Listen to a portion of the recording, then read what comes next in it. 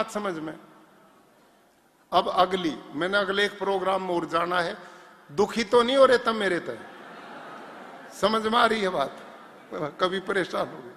अच्छा, अगली बात, अब इस विषय को मैं छोड़ता हूं। अब प्राकृतिक खेती का दूसरा भाग क्या है? धरती को ढक कर रखना। धरती हमारी मां है। वेदों में लिखा माता भूमि पुत्रो अहम पृथिव्या। धरती हमारी मां है और हम इसके पुत्र हैं।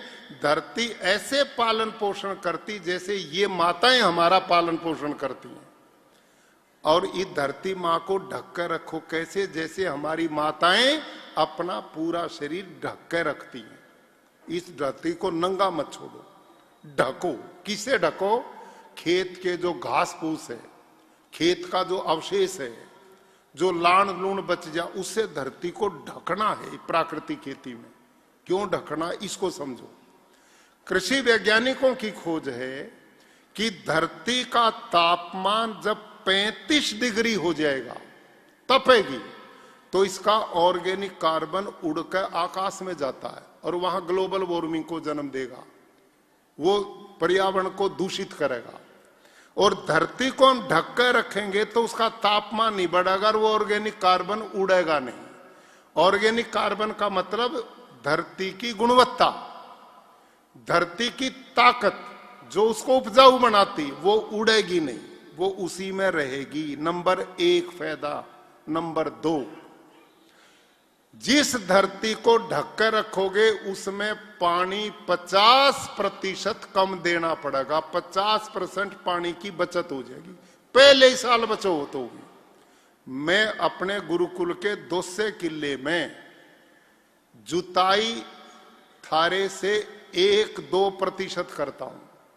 पानी थारे से 60% कम देता हूं। जरूरतें नहीं पड़ती। क्यों? आप धरती को ढकोगे तो क्या होगा? दूसरा फायदा, अब फिर तुम ही बताओगे, क्योंकि सब बड़े अच्छे आदरणीय किसान हैं। अब लू चलेगी मई के महीने में, चलेगी ना? एक काम करियो, जब खेत में कहीं पानी ना हो, सारी धरती सूखी पड़ी हो, आप अपने खेत के कुछ अड़ंगे को इकट्ठा कर लियो, घास फूस को इकट्ठा कर लियो और उसका एक भरोटा बना लियो। भरोटा समझते हो ना, रियाणी भी हो? भरोटा बना के और उस सूखी धरती में घेर दो और 3-4 दिन पीछे उस भरोटे ने उथलो। उसके नीचे नमी पावेगी कि नहीं? अरे सारी धरती सूखी पड़ी, वहां तक नमी कहां तक आ गई? सोची तुमने? ये जो घास फूस का भरोटा है, ये आकाश में हवा में जो नमी है उसको खींचता है और उस नमी को लेकर धरती को देता है। अब ध्यान करो किसानों सारे, पौधे ने पानी नहीं चाहिए, बोलो मेरे पीछे, पौधे को पानी नहीं चाहिए, पौधे को चाहिए नमी। पौधे को नमी चाहिए। हमने सारा पानी या ट्यूबवेल खोल कर नाले चलाकर बर्बाद कर दिया। ये आने वाली पीढ़ियों का पानी भी हमने खर्च कर दिया। पौधे को पानी नहीं चाहिए, उसको नमी चाहिए, नमी। और जब आप धरती को ढककर रखोगे तो ये घास फूस आच्छादन जो भी अड़ंगा उसमें उसी में फैला दो। आकाश में जो हवा वो अपने आप उस नमी को लेगा। आपके पौधे ने 50% पानी कम देना पड़ेगा। ये पानी की बचत होगी। 2, तीसरा लाभ इसका सुनो। तीसरा लाभ ये जो अड़ंगा है ना, घास फूस बिछाओगे, अब इस केचुए को और इन सूक्ष्म जीवाणुओं ने भी तो रोटी चाहिए, बेचारों ने खाना है, इनने भी तो भोजन चाहिए। तो वो इस अड़ंगे घास फूस को खाते हैं, इसका बायोमास बनाकर खाद में बदलने का काम करते हैं। ये सारा खाद बन जाएगा। 3 फायदे। चौथा फायदा इसका क्या है? यू जो केचुआ ना, केचुआ समझ रहे हो ना, गिंडोया समझ रहे हो? ये 24 घंटा काम नहीं करता, ये रात में काम करे, दिन में नहीं करता यू काम। ये दिन में क्यों नहीं करता, इन्हें पता तू बाहर आओगा पक्षी उठा ले जाएगा, मार देगा तेरे को। तो ये केचुआ जो ना, ये रात में काम करे अंधेरे में, क्योंकि अंधेरे में पक्षी आता नहीं, इसने खतरा नहीं, रात में काम करेगा। खेत में जाओ तड़के पाओगी ना मिट्टी निकली बाहर, दिन में नहीं करता यू काम। तो जब हम धरती को ढक देंगे तो धरती पर अंधेरा हो जाएगा कि नहीं। अब पक्षी ने तो केचुआ नहीं दिखेगा और केचुए ने पक्षी नहीं दिखेगा, तो फिर यू केचुआ डबल शिफ्ट में काम करेगा, फिर यू डबल शिफ्ट में काम करेगा, यू रात में भी करेगा और दिन में भी करेगा, क्योंकि इसका डर काट दिया अपने पक्षी तय मारने का। समझ में आ गई बात। और जब यू डबल काम करेगा तो डबल फास्फोरस बनावेगा, डबल नाइट्रोजन बनावेगा, डबल पोटास बनावेगा, इसका परिवार बढ़ेगा, इसका खाद बनेगा। तो ये काम, ये फायदा इससे होगा। और पांचवा फायदा क्या होगा, जो अड़ंगा खेत में जमे है वो कब जमे है, जब सूरज की रोशनी अड़ंगे के बीज पे पड़ेगी। आप वो पौधा तो छोड़ दो जो आपने बोया है, ऊपर आने दो, बाकी को आपने ढक दिया तो धरती पे सूरज की रोशनी नहीं पड़ेगी तो अड़ंगा नहीं जमेगा और उसकी लेबर मेहनत आपकी खत्म हो जाएगी। समझ में आ गई बात। ये है प्राकृतिक खेती। और एक खेत में एक फसल नहीं, घनी फसल बो। जंगल में गए, कितने पेड़ हैं वहां, कहीं छोटे हैं कहीं बड़े हैं कहीं उससे छोटे, भर दो खेत को, पूरे खेत को भर दो। अब मैंने क्या काम करा, पीछे अक्टूबर में मैंने ईख बोया, गन्ना बोते मैंने उसके बीच में आलू लगा दिए। 100 क्विंटल आलू मेरे हो गए, मैंने वो पाड़ के बेचे, मेरे 90,000 के बिक गए। वो आलू पाड़ते मैंने उसमें मूंग बो दी, वो गन्ना इतना इतना हुआ, मूंग मेरी 40,000 की होगी। और उस मूंग ने उसने नाइट्रोजन फिक्स कर दिया, ताकत जमीन को दे दी। 2 फसल ले ली और तीसरी मेरा कई लाख का गन्ना हो गया उसमें। यह है तरीका फसल हम करने का। एक में अनेक तरह की फसलें, गेहूं बोया उसी के बीच में धनिया ला दो, कहीं मूली ला दो, कहीं सलगम ला दो, कहीं मेथी लगा दो, ये भी चलेगी वो भी चलेगी और एक दूसरे की पूरक करेंगे। और अब ये गेहूं काट के, एक गेहूं देखे ना लोटपोट हो रहे हैं सारे 2 दिन में, हो गए थारे लोटपोट। और मेरा खेत देखो गुरुकुल में जाके, थारे मारे यहां अलग अलग बारिश को नहीं हुई, वांधी मारे भी आई थारे भी आई, वो बारिश थारे भी और मारे भी हुई। 42 किले गेहूं मेरा एक पौधा नहीं पड़ा और थारे सारे लोटपोट हो गए। समझ में आई बात। थारे सारे गिर गिर, हमारे गुरुकुल का एक भी पेड़ा नहीं गिरा। और मेरा नहीं, जो मेरी प्राकृतिक खेती करते हैं किसान, उनके वीडियो चल रहे हैं कल से। हमारा पेड़ नहीं गिरा। क्यों नहीं गिरा, कि इस यूरिया में 50% नमक होता है। अब जब इस यूरिया डालोगे तो नमक तो आपने पता ना, जब पुराने जमाने में हमारे डांगर बुलद बैल मर जाते थे, धरती में दबाव थे, बुढ़े कहते कट्टा नमक का घेर दो, इस पर तोड़ा गल जाएगा। याद है कि नहीं। जब ये गला आदमी खावे उसने गला दे, पशु मरे उसने गला दे, और तुम रोज खेत में 50 किलो यूरिया में आधा नमक डालते हो, तो इसने क्या करा, नमक ने सारी धरती को गला दिया। उसमें पकड़ने की ताकत है ही नहीं पौधे को। पानी बरसा नरम हो, धड़ पौधा पड़ा। एक काम यूरिया जो है पौधे के तने को फूस बना दे, उसमें ताकत है नहीं। जैसे एंटीबायोटिक खाने वाला आदमी बोधा हो जाए ना, ऐसे यूरिया डीएपी खा के पौधे बोधे हो गए। आई हवा धड़ाम गिरे और मारे खागड़ की तरह खड़े तगड़े, एक नहीं पौधा पड़ा और धरती बिल्कुल लो पुरुष बनी हुई हमारी। ना पानी मांगती, ना यूरिया डीएपी मांगती। मेरा पिछले साल का 32 क्विंटल प्रति एकड़ एवरेज में धान पैदा हुआ। ध्यान करो, 32 क्विंटल। प्रति किले धान मेरा पैदा हुआ। 120 किले में धान था।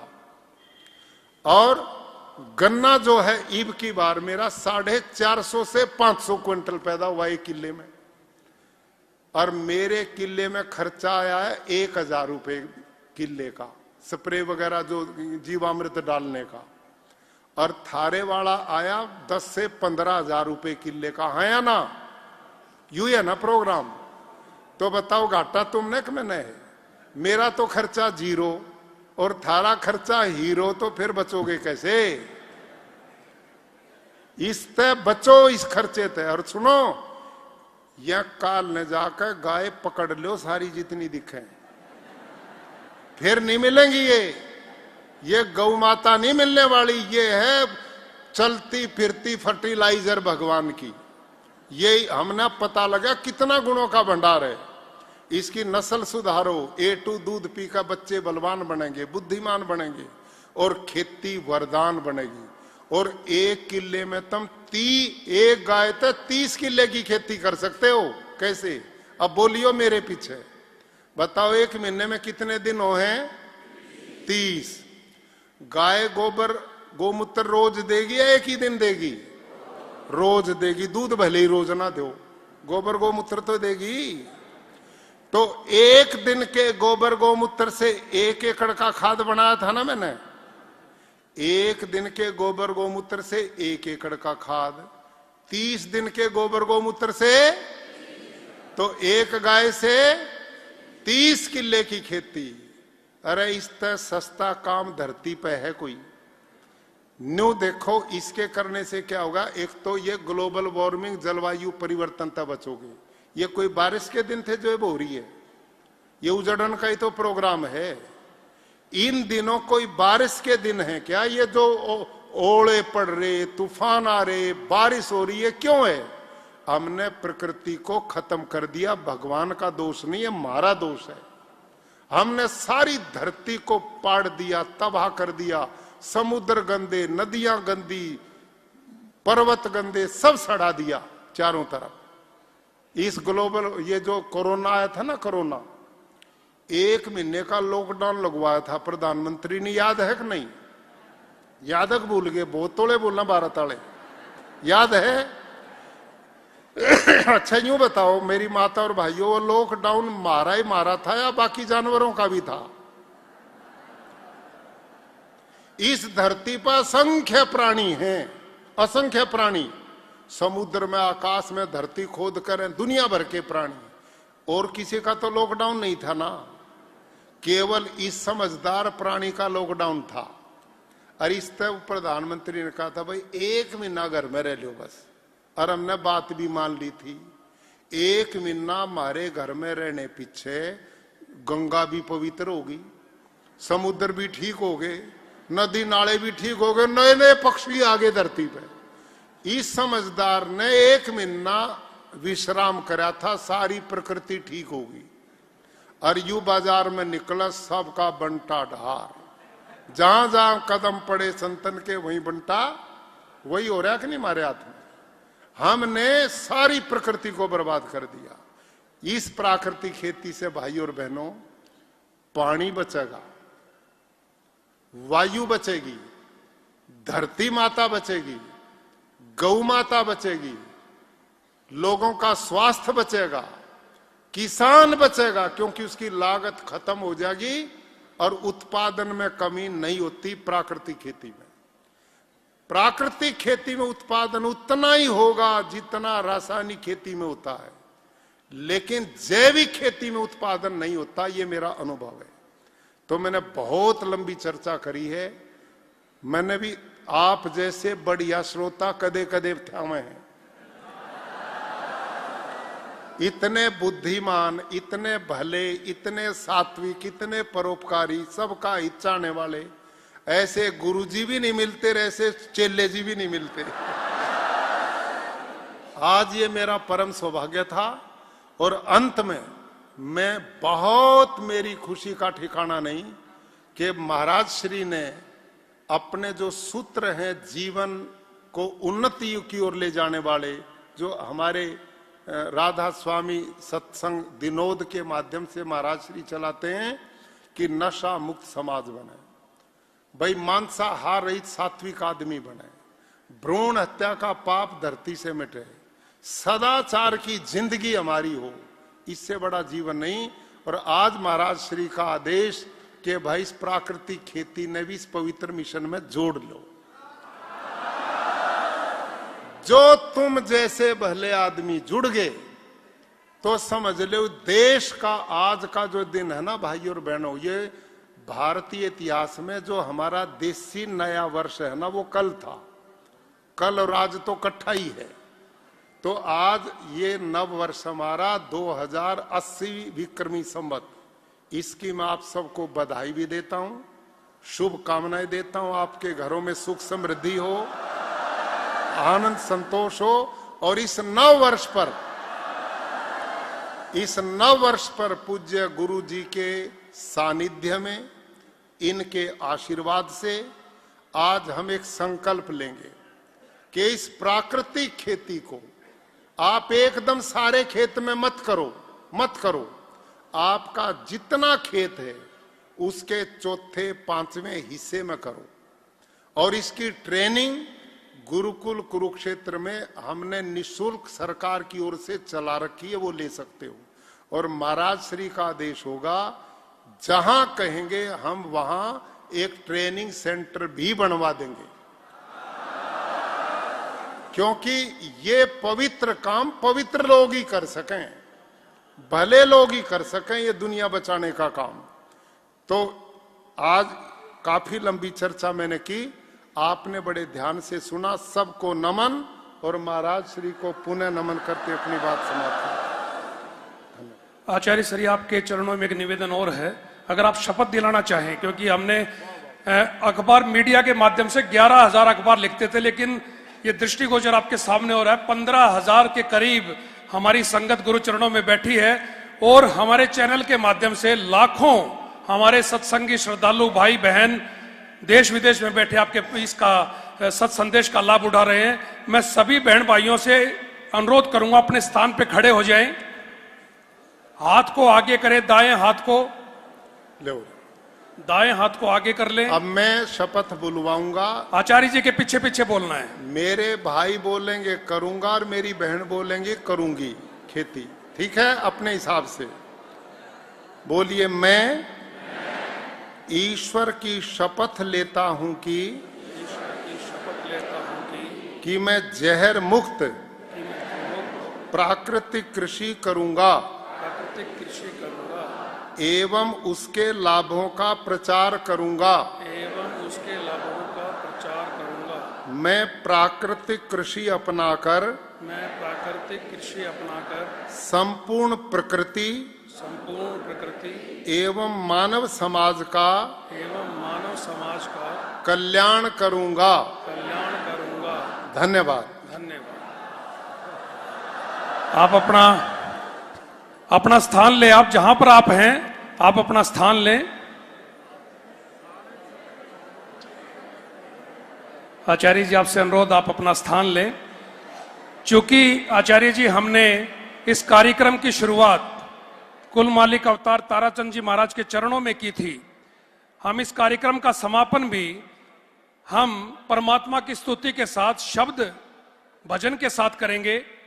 मेरे शब्द पाठी गुरु चरणों में बैठे हैं, एक हम बहुत ही परमात्मा की भक्ति का एक शब्द आपके समक्ष रखना चाहते हैं। 3 मिनट का ये शब्द है।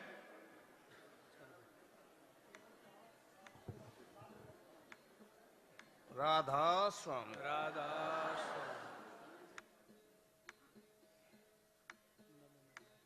मुझे गुरु मिले अति प्यारे।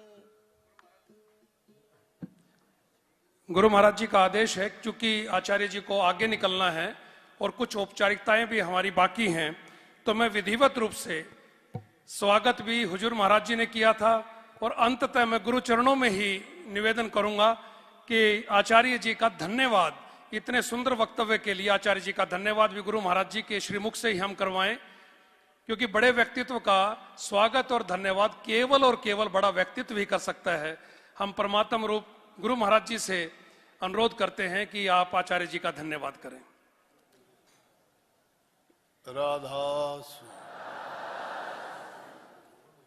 उपस्थित सभी सत्संगी भाई बहन, जितने भी विद्यार्थी लोग,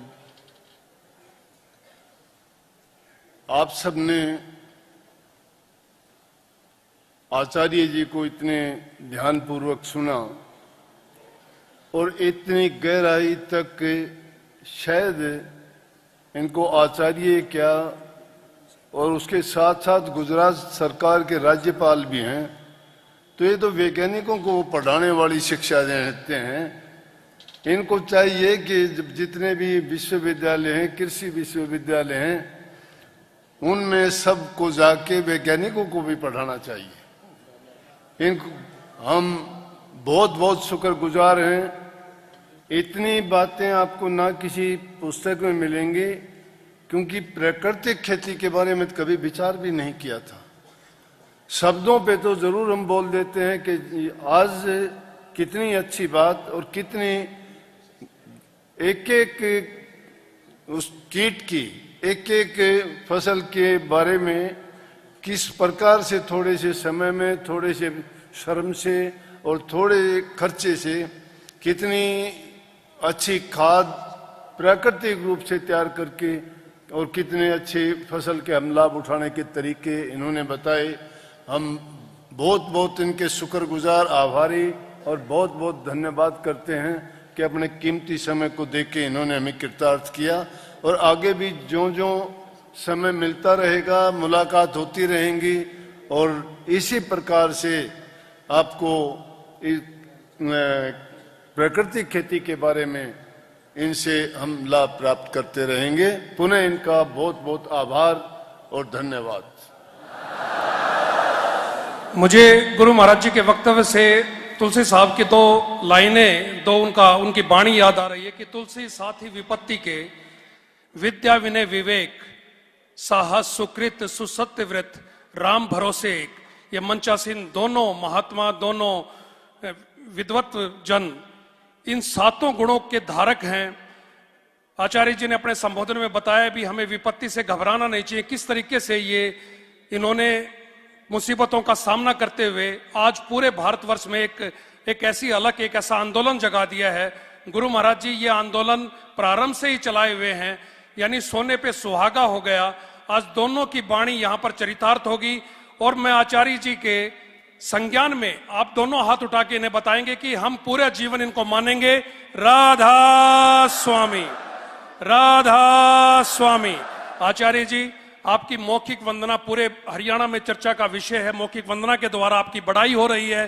करनाल से भी मेरे पास अभी फोन आया था, सुरेंद्र नरवाल जी का आप जानते हैं, उनकी माता जी भी 250-300 एकड़ में, उन्होंने स्पेशल मुझे कहा था कि वो बताएं कि करनाल में आपकी इस प्राकृतिक खेती का कितनी बढ़िया तरीके से अनुकरण हो रहा है। कुछ औपचारिकताएं बाकी हैं।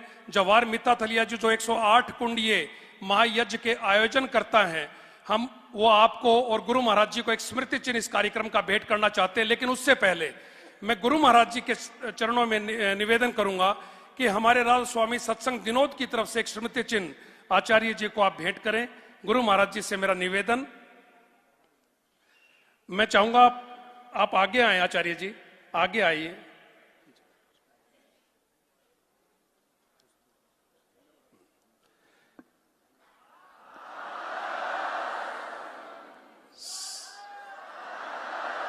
साथ ही साथ हमारा संत साहित्य, मैं गुरु महाराज जी से पुनः आवेदन करूंगा कि हमारा संत साहित्य भी आचार्य जी को भेंट करें, जिसमें बड़े महाराज जी का सत चरित्र इन पुस्तकों के अंदर है। गुरु महाराज जी द्वारा लिखित शब्द इन पुस्तकों के अंदर हैं, सतगुरु प्रेम। अभी मैं जवाहर मित्ता थलिया जी से अनुरोध करूंगा कि आचार्य जी को एक स्मृति चिन्ह, जवाहर मित्ता थलिया जी जल्दी से आप आगे आए। आचार्य जी को एक स्मृति चिन्ह और गुरु महाराज जी को भी एक स्मृति चिन्ह आप भेंट करेंगे। मैं गुरु महाराज जी से भी निवेदन करूंगा, आप भी अग्रभाग में आए। दाता आप भी अग्रभाग में आए मंच के। जवाहर जी आपको भेंट करेंगे जी। आचार्य जी को जवाहर मित्ता थलिया जो 108 कुंडीय महायज्ञ इस आश्रम परिसर में आप देख रहे हैं, जवाहर जी ने गुरु महाराज जी के चरणों में निवेदन किया और ये 108 कुंडीय महायज्ञ के आप आयोजक करता हैं जवाहर मित्ताथलिया। अब जवाहर मित्ताथलिया से अनुरोध, गुरु महाराज जी को भी इस कार्यक्रम का एक स्मृति चिन्ह आप भेंट करें। आप बीच में रहें जवाहर जी, आप बीच में ही रहें, बीच में रहें।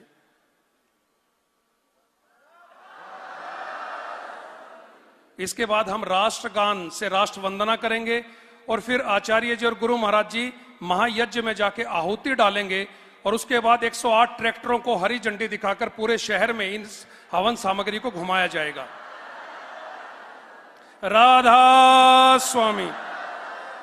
भारत माता की, भारत माता की। राधा स्वामी। सुबह बोलो शाम